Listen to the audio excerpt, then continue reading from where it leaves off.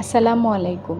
আজকে আমরা pregnancy profile 4D scan বা অ্যানোমালি স্ক্যানে একটি কনজেনিটাল অ্যানোমালিক থ্যানাটোফেরিক ডিসপ্লাসিয়া বা থ্যানাটোফেরিক ডায়ারফিজম থাকলে কিভাবে রিপোর্ট লিখি সেই সম্পর্কে একটু ধারণা নিব।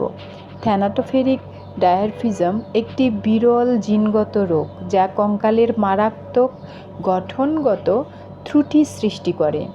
এই রোগে আক্রান্ত শিশুরা সাধারণত খুব ছোট আকারের অঙ্গপ্রত্যঙ্গ, ছোট পাঁজর এবং একটি অস্বাভাবিক মাথার খুলি নিয়ে জন্ম নেয়।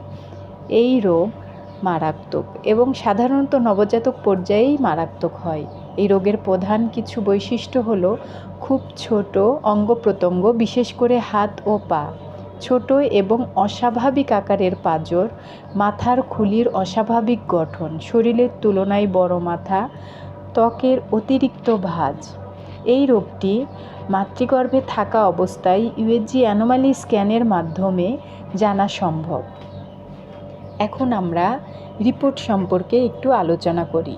এখানে অ্যানোমালি স্ক্যানে ম্যাডামরা সাধারণত এই সকল পেশেন্টের ক্ষেত্রে বিপিডি, এফএল, এসির সঙ্গে এই সেলের মেজারমেন্টটাও নেয়।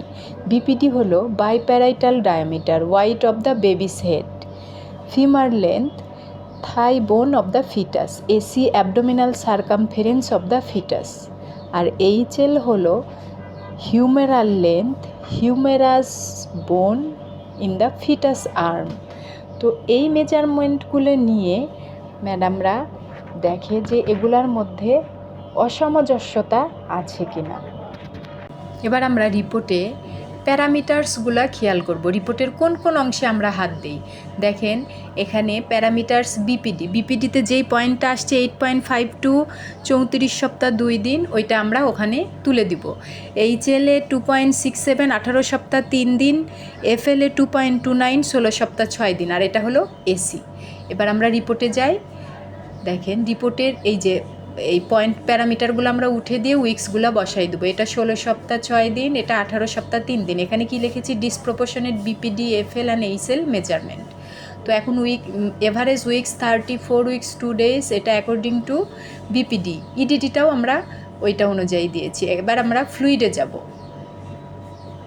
ফ্লুইড হলো পানি, 33.50, এটা ফ্লুইডটা একটু বেশি। এবার অ্যানোমালি স্ক্যানে depress nasal bridge is noted, limb shorten curve upper lower limb. এবার আমরা ফাইনাল ইমপ্রেশনে আসি। আমরা ওটাই লিখেছি ডিসপ্রপোর্শনেট বিপিডি, এফএল উইথ